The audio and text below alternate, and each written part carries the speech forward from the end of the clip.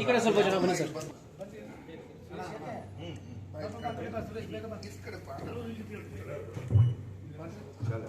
Kamal sir ಇಲ್ಲಿ ನೋಡಿ sir, ನೋಡಿ ಸರ್, ಇಲ್ಲಿ ನೋಡಿ ಸರ್, ಎಲ್ಲ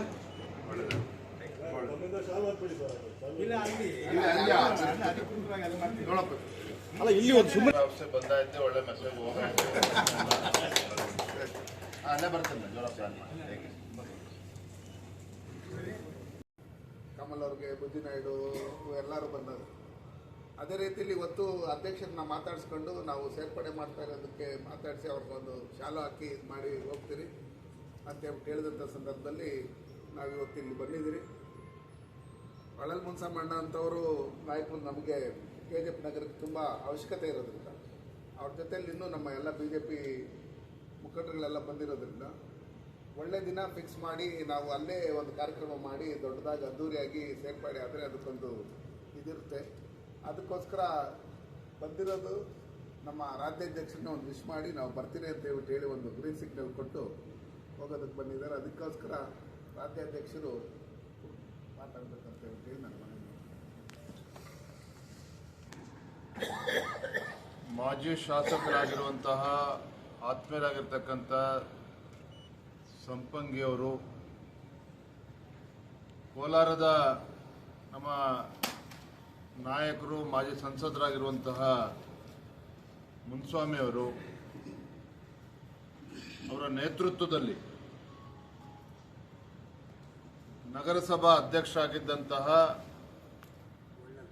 ಹೊಳಲ್ ಮುನ್ಸ್ವಾಮಿಯವರು ನಗರಸಭಾ ಅಧ್ಯಕ್ಷರು ಭಾರತೀಯ ಜನತಾ ಪಾರ್ಟಿಯನ್ನು ಸೇರಬೇಕು ಅನ್ನೋ ಒಂದು ಅಪೇಕ್ಷೆಯನ್ನು ವ್ಯಕ್ತಪಡಿಸಿದಂಥ ಸಂದರ್ಭದಲ್ಲಿ ನಮ್ಮೆಲ್ಲರ ಹಿರಿಯರಾಗಿರ್ತಕ್ಕಂಥ ವಿಪಕ್ಷ ನಾಯಕರಾಗಿರುವಂಥ ಛಲವಾದಿ ನಾರಾಯಣಸ್ವಾಮಿಯವರು, ನಮ್ಮ ಮಾಜಿ ಸಚಿವರು ಆತ್ಮೀಯರಾಗಿರ್ತಕ್ಕಂಥ ರೇಣುಕಸ್ವಾಮಿಯವರು, ನಮ್ಮ ವಿಧಾನ ಪರಿಷತ್ತಿನ ಸದಸ್ಯರಾಗಿರುವಂತಹ ಸಂಕನೂರು ಸಾಹೇಬರು ಕೂಡ ನಮ್ಮೊಟ್ಟಿಗಿದ್ದಾರೆ. KGF ಇಂದ ತಾವೆಲ್ಲರೂ ಕೂಡ ಬಂದಿದ್ದೀರಿ. ಪತ್ರಿಕಾ ನಮ್ಮ ಮಾಧ್ಯಮ ಸ್ನೇಹಿತರು ಕೂಡ ಇದ್ದಾರೆ. ತುಂಬ ಸಂತೋಷ.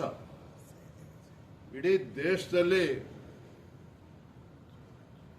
ನರೇಂದ್ರ ಮೋದಿಜಿಯವರ ನಾಯಕತ್ವವನ್ನು ಮೆಚ್ಚಿ ಅನೇಕರು ಭಾರತೀಯ ಜನತಾ ಪಾರ್ಟಿಯನ್ನು ಸೇರ್ತಾ ಇದ್ದಾರೆ. ಕರ್ನಾಟಕ ರಾಜ್ಯದಲ್ಲೂ ಸಹ ಈ ಜನವಿರೋಧಿ ಕಾಂಗ್ರೆಸ್ ಸರ್ಕಾರವನ್ನು ಧಿಕ್ಕರಿಸಿ ಮುಂದಿನ ದಿನಗಳಲ್ಲಿ ಕರ್ನಾಟಕ ರಾಜ್ಯದಲ್ಲಿ ಒಳ್ಳೆ ಸರ್ಕಾರ ಬರಬೇಕು, ನಮ್ಮದೇ ಸರ್ಕಾರ ಬರಬೇಕು ಅನ್ನೋ ಒಂದು ಅಪೇಕ್ಷೆನ ವ್ಯಕ್ತಪಡಿಸಿಕೊಂಡು ಸಾಕಷ್ಟು ಜನ BJPಗೆ ಸೇರಬೇಕು ಅಂತೇಳಿ ಬಹಳ ಕಾತುರದಿಂದ ಇದ್ದಾರೆ. ಈ ನಿಟ್ಟಿನಲ್ಲಿ ನಮ್ಮ KGFನ ಹೊಳಲ್ ಮುನ್ಸ್ವಾಮಿ ಅವರು ನಗರಸಭಾ ಅಧ್ಯಕ್ಷರಾಗಿ, ಅವರ ಶ್ರೀಮತಿಯವರು ಕೂಡ ನಗರಸಭಾ ಸದಸ್ಯರಾಗಿ, ಜನಾನುರಾಗಿಯಾಗಿ ಅಭಿವೃದ್ಧಿ ಕೆಲಸಗಳನ್ನು ಮಾಡಿ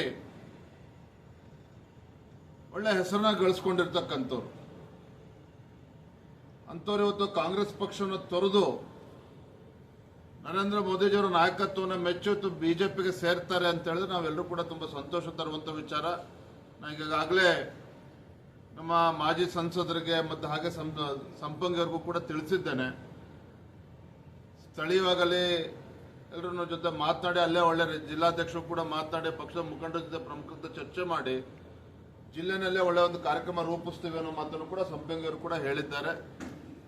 ನಾವು ಕೂಡ ಬರ್ತೇವೆ, ಬಂದು ಅಲ್ಲಿ ಸಾವಿರಾರು ಸಂಖ್ಯೆಯಲ್ಲಿ ಸೇರಿಸಿ ಒಂದು ಪಕ್ಷ ಸೇರ್ಪಡೆ ಕಾರ್ಯಕ್ರಮನ ಎಲ್ಲ ಮಾಡೋಣ ಅನ್ನೋ ಮಾತನ್ನ ಸಂದರ್ಭದಲ್ಲಿ ಹೇಳ್ತಾ ತುಂಬ ಸಂತೋಷ ಆಗಿದೆ. ವಿಶೇಷವಾಗಿ ನಾವು ಕೋಲಾರ, ಚಿಕ್ಕಬಳ್ಳಾಪುರ ಈ ಭಾಗದಲ್ಲೂ ಕೂಡ ಭಾರತೀಯ ಜನತಾ ಪಾರ್ಟಿ ಸಂಘಟನೆಯನ್ನು ಬಲಪಡಿಸುವಂಥ ಕೆಲಸ ಮಾಡಬೇಕಾಗಿದೆ.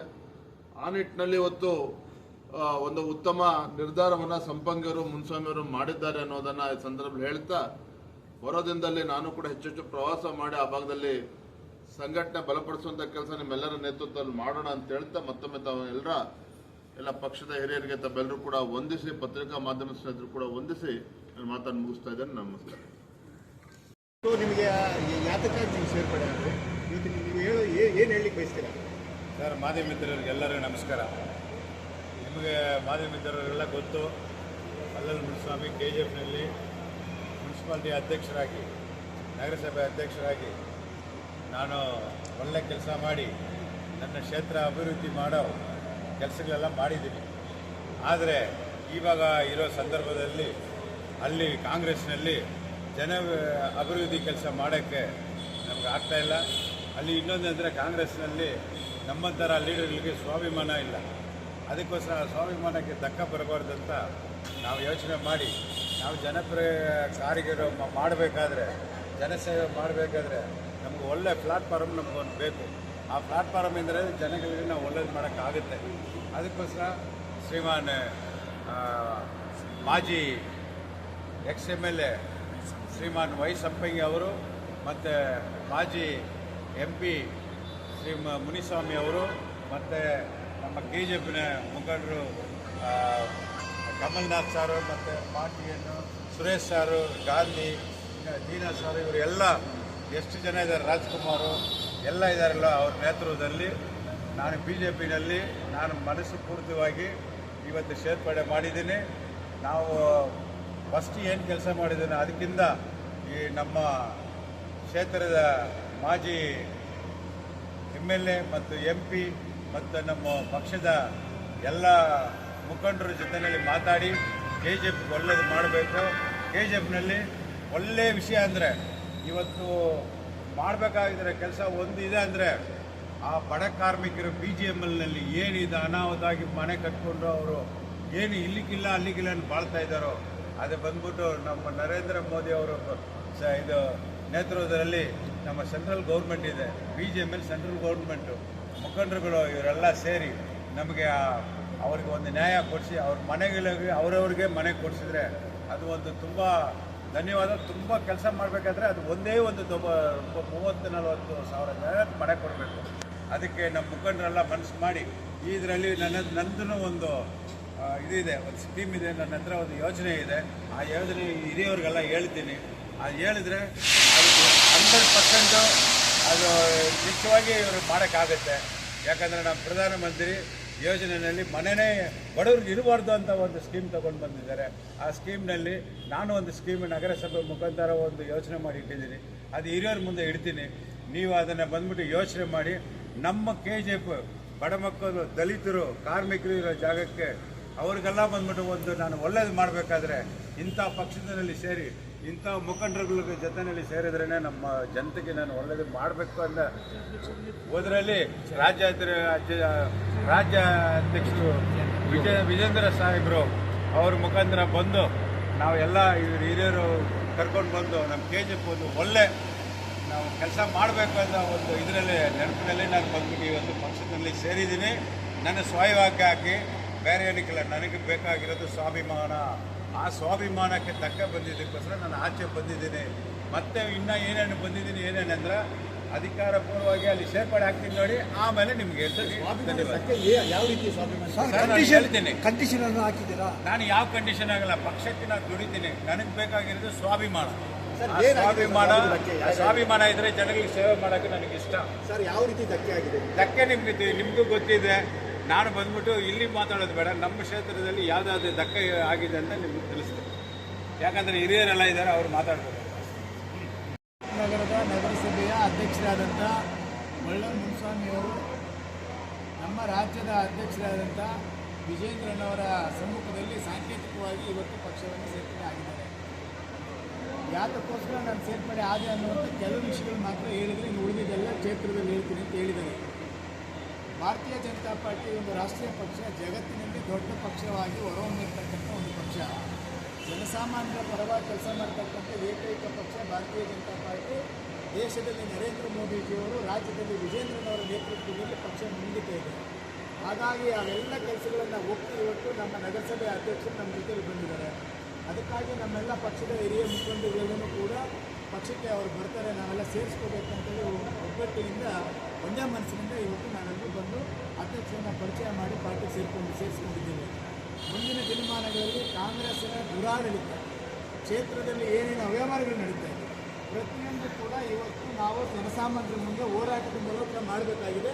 ಅದಕ್ಕೆ ನಿಮ್ಮೆಲ್ಲರ ಸಹಕಾರ ಅಗತ್ಯ. ನಿಮ್ಮೆಲ್ಲರ ಸಲಹೆಗಳನ್ನು ತೆಗೆದುಕೊಂಡು ನಗರಸಭೆ ಅಧ್ಯಕ್ಷರಾಗಿ ಕೆಲಸ ಮಾಡಿದಂಥ ಒಳ್ಳೆ ಮುನಿಸ್ವಾಮಿ ಅವರನ್ನ ಗೌರವಯುತವಾಗಿ ನಾವು ಜೊತೆಲಿಟ್ಕೊಳ್ತೇವೆ. ನಮ್ಮ ಕುಟುಂಬದ ಒಬ್ಬ ಹಿರಿಯ ಸದಸ್ಯರವರು. ಕೇವಲ ಭಾರತೀಯ ಜನತಾ ಪಾರ್ಟಿ ರಾಜಕೀಯಕ್ಕೆ ಅಷ್ಟೇ ಅಲ್ಲ, ನಾವು ಸಂಪ್ರದಾಯವಾಗಿ ನಮ್ಮ ಕುಟುಂಬದಲ್ಲಿ ಒಬ್ಬ ಹಿರಿಯರು ಅಂತೇಳಿ ನಾನು ಭಾವಿಸಿ ನಾವೆಲ್ಲರೂ ಕೂಡ ಹೋಗಿ ನಮ್ಮ ಪಕ್ಷಕ್ಕೆ ಸೇರ್ಪಡೆ ಮಾಡ್ಕೊಂಡಿದ್ದೇವೆ. ಇನ್ನಷ್ಟು ವಿಷಯಗಳನ್ನು ಕ್ಷೇತ್ರದಲ್ಲಿ ನಿಮ್ಮನ್ನು ನಾವು ತಿಳಿಸ್ತಿದ್ದೇವೆ. ನೀವೆಲ್ಲರೂ ಬಂದು ಇಲ್ಲಿ ಅವರು ಸೇರುವಂಥ ಕಾರ್ಯಕ್ರಮಕ್ಕೆ ಭಾಗವಹಿಸಿ ನೀವು ಕೂಡ ಸಾಕ್ಷೀಭೂತರಾಗಿದ್ದೀರಿ. ನಿಮಗೂ ಧನ್ಯವಾದ. ಮುನಿಸ್ವಾಮಿ ಅವರು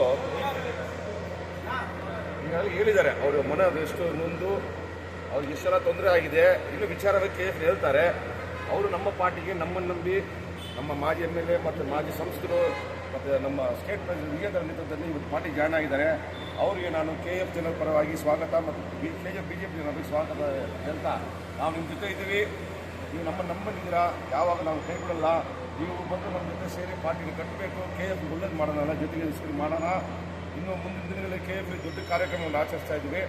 ಆವಾಗ ವಿಶೇಷವಾಗಿ ಎಲ್ಲ ನಮ್ಮ ಮಾಜಿ MLA ಮತ್ತು ಒಳ್ಳೆಯ ನೋಡಿ ಎಲ್ಲ ವಿಷಯ ತಿಳಿಸ್ತಾರೆ.